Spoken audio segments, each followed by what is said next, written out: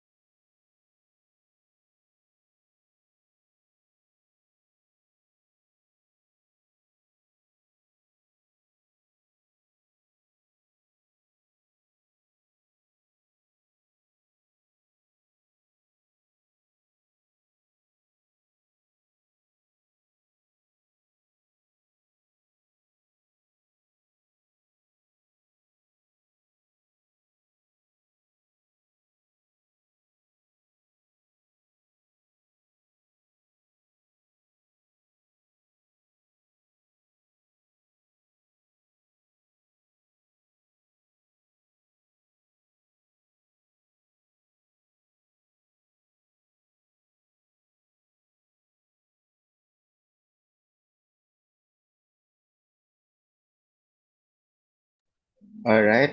So good afternoon, everyone.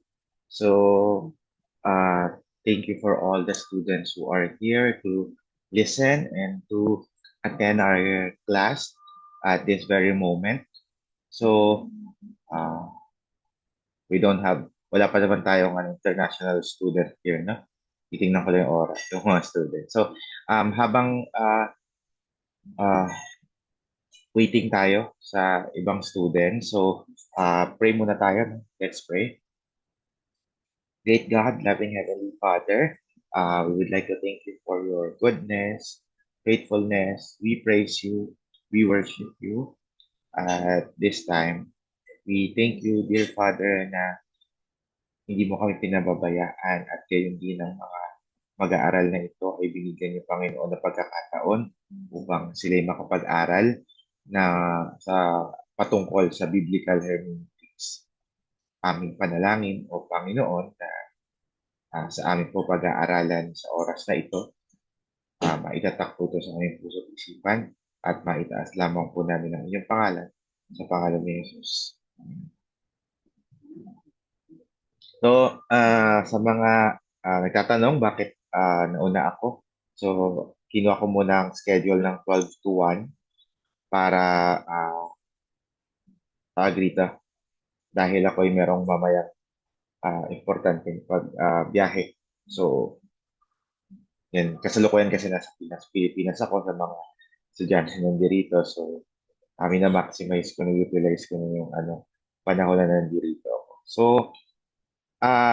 para hindi na bumagal yung internet. So, nag-share ako, shinare ko na yung material dito sa group chat. So, pwede nyo siyang i-download kaagad. So, para meron na kayo agad copy. Okay? Just want to ask, is Mr. Solomon Olantaw, ano ba siya? Filipino? Sir Solomon, Filipino ka naman, no? Yes po, Doc. Good Okay, sige, sige. afternoon. Good afternoon. Sorry, gusto ko nakalimutan ko kasi. Para if ever may dumating sila, yung ibang ating international students, mag-i-English ako para to also, for them to understand. Okay.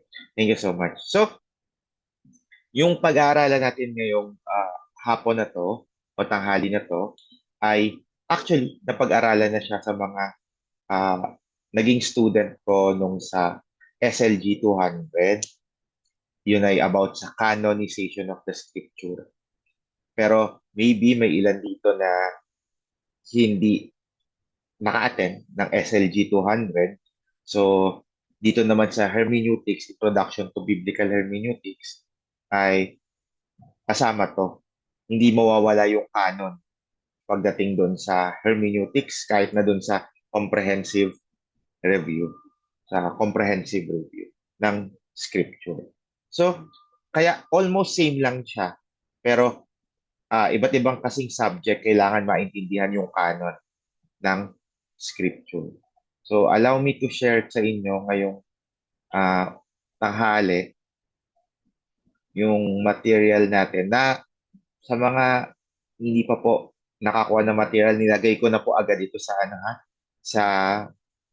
sa group chat dito para hindi na ah, baka hindi ko na makalimutan.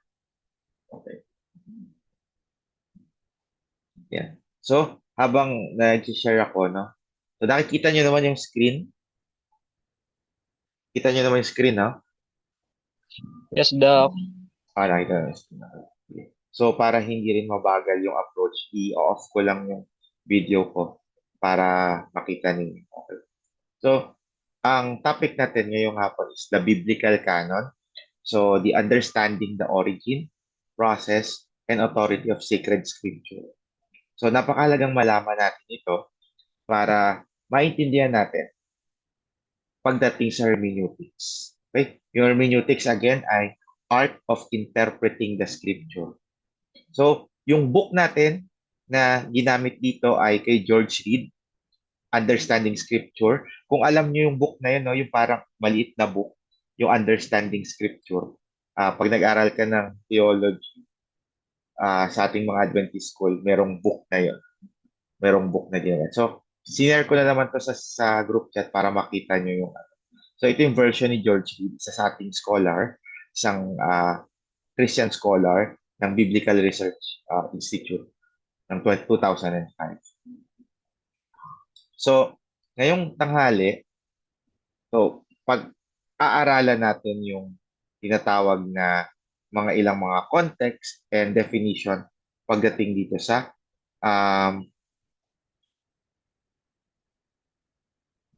pagdating dito sa canon or biblical scripture.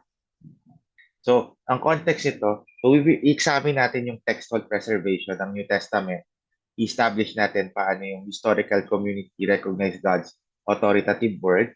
So, yung word na canon, textual criticism, etc. etc. So, laging maiksi lang ako, laging para mas madali nating matandaan. Kasi lalong-lalo na online, mahirap na matandaan naman talaga lahat. Di ba?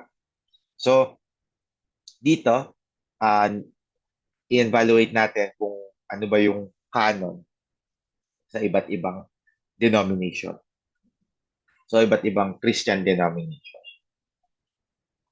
So, para matandaan natin, what is the canon of the scripture? So, again, yung canon, ito yung set ng books na inaagrihan ng mga Christian scholars na ito yung kabuuan ng banal na kasulatan. Okay? So, canonization yung tawag doon. Ito ay proseso ng pagre-research at tatalaga kung ano ba yung dapat maging kasama doon sa canon ng scripture or ng Holy scripture. So, meron tinatawag na standard for rule and measure. Yung English word na canon derived from the Greek word canon or Hebrew kane, which originally referred to read as measuring rod, standard, or rule. Ibig sabihin ng canon, pagdating sa galing siya dun sa salitang Grego na canon, na ibig sabihin ito yung standard na pasok sa banal na kasulatan. Okay? Standard. So, in classical and theological context, the canon refers to the close, complete list of divinely inspired writings that serve as the sole, infallible rule of faith and practice for the Christian Church. So, after ng canon na books, inspired books, pwedeng magkaroon ng mga reference book. Di ba? May mga ibang reference book. Nagbabasa tayo ng iba't ibang Christian author. Pero pag sinabing canon, ibig sabihin, ito yung inspired ng Diyos. Okay? Inspired. Inspired siya ng Diyos. Yung writings na to. Aside from that, other than that, wala na yun. Okay? So the biblical canon constitutes the boundary lines of God's written self-disclosure. So, dito magpapakita na ito yung listahan ng mga inspired writing. So, after ito yung boundary, ito yung set. Okay? So, mamaya pwede kayo magtanong, okay? So, sa Hebrew scripture, merong tinatawag na ito yung canon ng mga Hudyo. Tawag doon Tanakh. Narinig na ba yung Tanakh? Di ba? So, sa Biblia ng mga Hudyo, the Hebrew Bible historically consists of three distinct sections, widely recognized and consolidated during the Second Temple period. So, sa mga Hudyo, pagkatapos ng pagkabagsak ng templo, so, first yung Torah, yung Genesis, Exodus, Leviticus, Numbers, Deuteronomy. Torah. Sa ibang word, Pentateuch. Narinig nyo na yun, di ba? Pentateuch, Torah. So, ito yung first 5 books of the Bible. The Nevim. Yung Nevim, ito yung mga prophets. So, isa rin yung sa historical books. Like from after Deuteronomy, Joshua, Judges, First Kings, Second Kings, Nehemiah, Daniel, Ezekiel, Zephaniah, marami pang ito. Malakay. Yun yung mga Nevim, yun yung mga yung mga propeta. And sa Ketubim, ito yung writings or yung mga poetry like Psalms, Wisdoms, iba pang mga historical na medyo tinatawag dito ay more on poetic.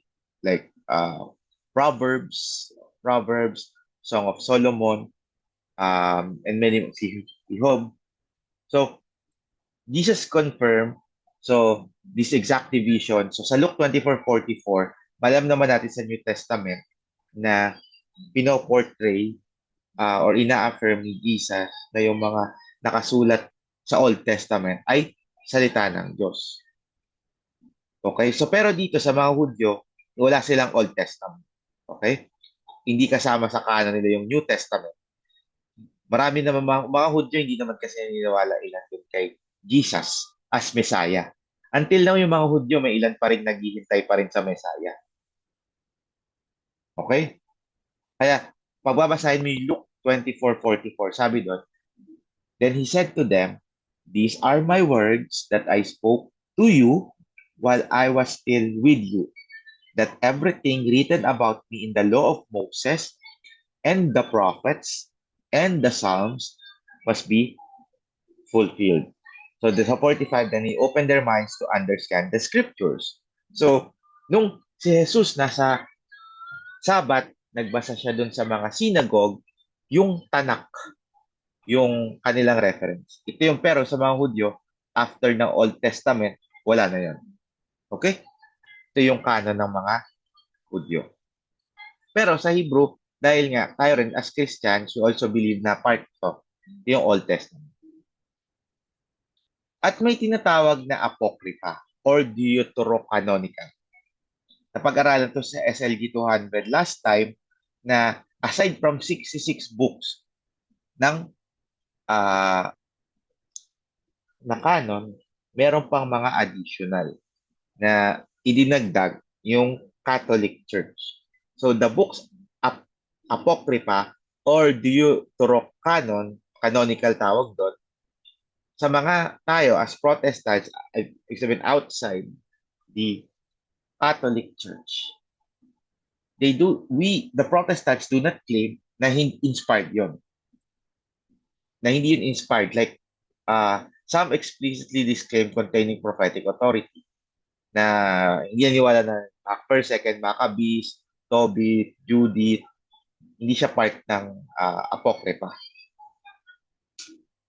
And the New Testament, so kung mapapansin mo rin, kahit Jesus and the New Testament writers, wala silang sinite, never cite of any of the apocryphal books.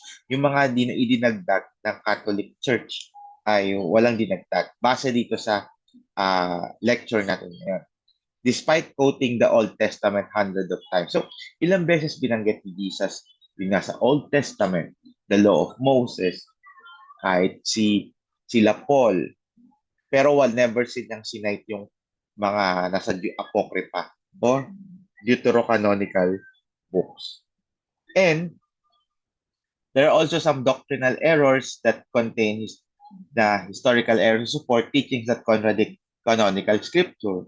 Kasi doon sa mga apocryphal books, may mababasa ka na pinagpe-pray na yung patay, may purgatory, and there are some salvation by works doctrine.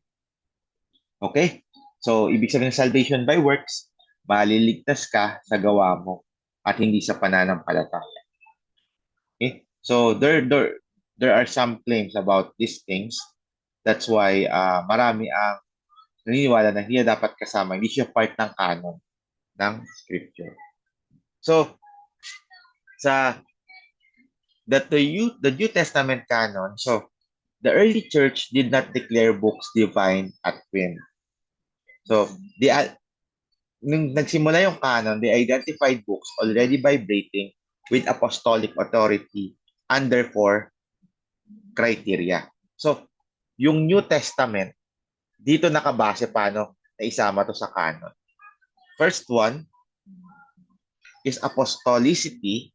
So, written by an apostle or someone in direct close association with them. So, pag sinabing ito, yung apostolicity, orthodoxy, and Catholicity, hindi siya religion kasi actually verb siya. Okay? Sa mga nakikinig, hindi siya parang religion. Word kasi yun. Apostolicity, it means ito yung mga talagang nakasama ni Jesus. Like, witness siya ng witness siya sila. That's why it is included doon sa canon. Orthodoxy, it means ito yung Greek Orthodox na religion again. Orthodoxo means there is an absolute harmony with the Old Testament and apostolic teaching. So, harmonize yung mga nakasulat do. Para ito yung criteria na mapapasok ka sa canon ng New Testament, dapat hindi ka nagko-contradict doon sa Old Testament. And Catholicity, ang Catholicity kasi it means broad, continuous, and universal. Hindi, actually, kaya yung Catholic Church, pinangalan nila Roman Catholic, it means universal. Pero yung word kasi na Catholic, hindi siya noun, is a description na dapat consistent siya, like applicable siya sa lahat ng region. Kaya mapapansin mo, hindi lang na iwan doon sa Jerusalem or sa Israel yung mga apostles or mga disciples. So, sabi ni Gerald Klingale sa Understanding Scripture, the church did not create the canon. The church recognized, discovered, and submitted to the self-authenticating authority of the divine document. So, hindi siya, ang church, yung mga early scholars, hindi siya like, ay, sama natin to. Ay, gawa tayo ng books. Hindi. Hindi siya yung parang nakaisip sila na gumawa tayo ng Bible. Hindi. They just discovered na itong book na to, inspired to. Itong book na to, inspired to. Like, kapag naka-discover sila ng book, pinag-aaralan nila. So, the authority of Scripture resides inherently in its divine origin, not in ecclesiastical decree. Yung mga early scholars, friends, or students na nandito, hindi, yung mga dati, hindi sila nag-ano like, ay hindi against to sa doctrine ng Baptist, against to sa doctrine ng Methodist, against to sa doctrine ng Catholic. Hindi sila ganon nung una. Ang ibig sabihin, like, they see na nakasulat to sa Bible. Diba? For example, um, kung bias yung mga early scholars, for many of them, hindi naman sila naniniwala ng Sabbath, hindi naman sila naniniwala about food, yung mga karumal-dumal, hindi sana tinanggal na nila yon. Okay? Pero hindi. So, naniniwala sila na about sa, hindi to kasama doctrinal, wala silang pinapanigang religion or church denomination nung binuo nila yung canon.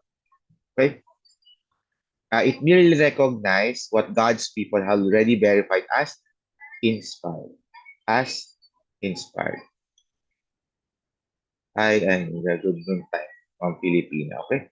So, okay, may tinatawag tayong canon as biblical boundary. Okay? So, ito yung tatandaan natin. Okay? So, let's...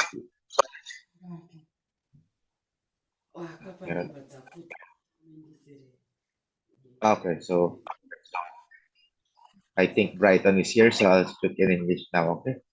So,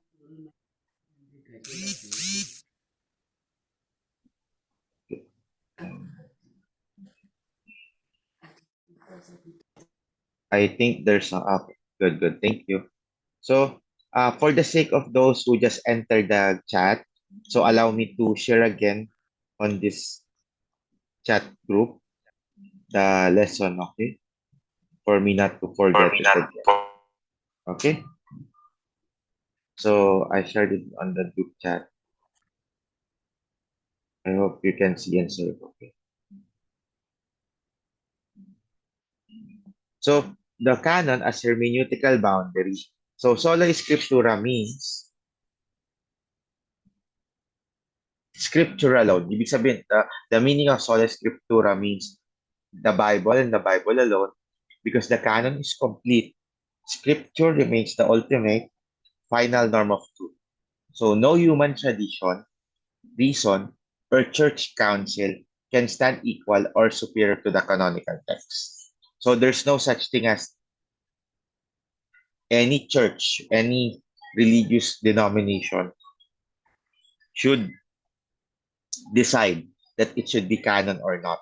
So that's why it's a group of Christian scholars. Tota Scriptura. So all of Scripture, it means every passage of the 66 books must be treated as part of an integrated harmonious whole. So no interpreter should emphasize one canonical section to the complete exclusion of another. So as a scholar or interpreter or seeker of the Bible, we should understand that any book in the 66 books are not in conflict with the other books. And in terms of hermeneutics, that's why we add this on our lesson. Scripture interprets Scripture. So the canonical boundaries construct a self-interpreting environment. So when you say, let the Scripture interpret itself, there should be no other book to serve as an interpreter of what is written. Okay? So an ambiguous text must always be clarified by comparing it with cleaner canonical witness on the same topic. Okay? On the same topic. So this is the mythetical boundary. So in the Seventh-day Adventist, so understand this one, the canon and the modern prophecy. So the Seventh-day Adventists believe that the prophetic gift was active in the ministry of Ellen White, yet her writings are never classified as canonical scripture. Okay? So to students, remember this. The writings of Ellen White is not equal to the Bible. Okay? Sometimes we have this what we call, for example, to those who are preachers. I'm guilty of this before. I'll say this first in Tagalog language. Okay? Sometimes there are preachers that says, I can't understand this text. Let's see what Ellen White said about this text. Okay? It's wrong. Okay? It is wrong. Because Adventists believe even this book written by our scholar, it should not be like, let the scripture interpret itself. Okay? The writings of Ellen White is just for us to know like an inspiration. It's the same as an inspirational or prophetic book, but it's not canon. It's not part of the 66. We don't believe that there are 67 books in the Bible, okay? 66 books only. So, next one, the infallible test. The 66 books of the canonical Bible remain exclusive, absolute yardstick, under which all of other spiritual claims, visions, and experience are tested. So, the 66 books of the Bible, it's infallible. It means it's infallible. There's no mistake. Okay? When you say there's no mistake on the message. There would be some mistakes in terms of grammar, in terms of uh, in the artistic, not the artistic way of writings, but it's not conflicting with other books of the Bible. So the primary rule, okay, this is the primary rule. No post-canonical prophetic writer has the authority to edit, override, upgrade, or establish a new doctrine contrary to the biblical canon. So there's no such thing as the writings of another book, of a prophetic book, is to for us to understand the Bible. The Bible is complete. It's only the Bible that's infallible. Okay? It's only the Bible that's infallible. So this is the structure of the canonical tradition. Okay? If you can see here on this one, so let's see how the books canon, how people, different denominations believe on the different books. So in the Protestant denomination, like Evangelicals, Baptist, Methodist, uh, Episcopalian, and many more, the canon of books is 66. So, so they don't believe yung Apocrypha, the additional books, but they believe, many Protestants believe that it's useful for history, for us to know about history, but not inspired. Okay? It's sola scriptura, the Bible and the Bible alone. In the Roman Catholic tradition, there are 73 books. So the other books are included since the Council of Trent. So scripture, so the Roman Catholic tradition believe that scripture plus tradition are equal. So whatever the church tradition it may be, because they believe that the traditions are equal, so that's it. Okay, that's how they interpret. That's why if you can see, sometimes it's difficult for you to let the other person understand in terms of the Bible because they have different hermeneutical way. Like for example, in the Protestants, we believe that the Bible alone. If you add the additional tradition, it's different. So the Catholic believe that scripture plus tradition. In Eastern Orthodox, there are 76 plus books aside from 66. So it includes variety of local synod. It means they believe there are some local prophets, local inspired writers. So they believed about tradition and Holy Synod. It means patristic tradition. It means they believe more on what the early church fathers traditions it may be. And in the Jewish tradition or Tanakh, they have 24 books. So it's not included, the Apocrypha is not included. We don't believe on that.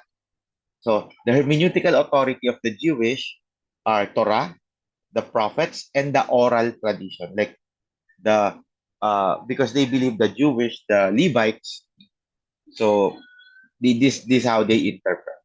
So the 24 books of the Hebrew Tanakh correspond exactly to the content of the 39 books in the Protestant Old Testament. So it's only categorized and ordered differently. So sa Hebrew Tanakh kasi walang first, second, something. Like, for example, first king, second king. It's about kings, okay? Just an example. So remember this one, the canonical hermeneutical principle, when you are using a Bible in terms of your hermeneutical study. So always seek to understand to the original historical setting in which a canonical book was recognized and composed, honoring its specific genre.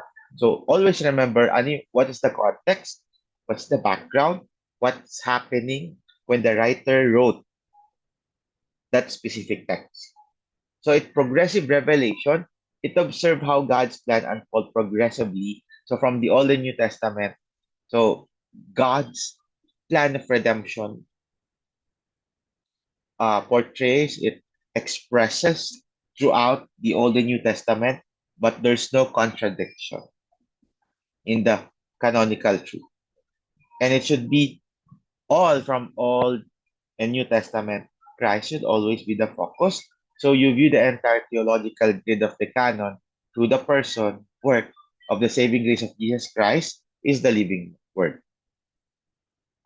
So again, the reference book is the George Reed, a scholar of understanding scripture, written in the here this material from the Biblical Research Institute. Okay.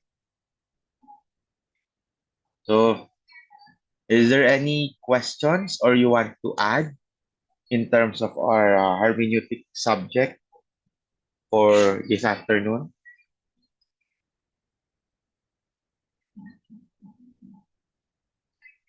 Any question additional you want to clarify?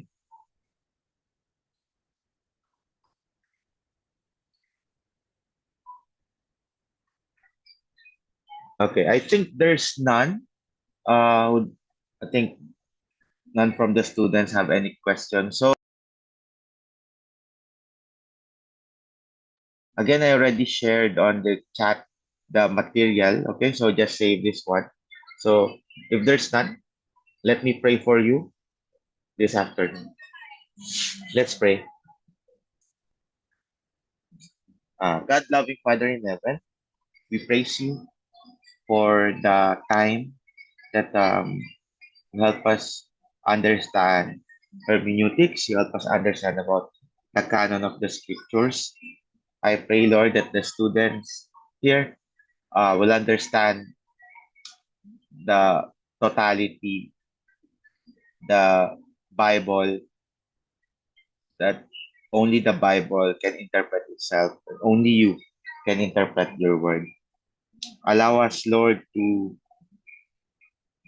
study more, seek more, and pray more so that we can identify, we can inculcate in our hearts and minds your word. This is my prayer. In Jesus' name I pray. Amen. Amen. Amen. Okay. Thank you, Doc. Thank you. Thank you, everyone. Thank you so much. God bless. Thank you, Doc. Thank you, Doc Thank you. Jurel. Thank you. Thank you, Doc.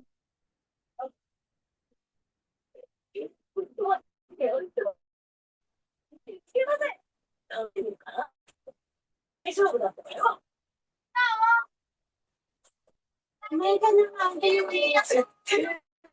Doc. Diamond.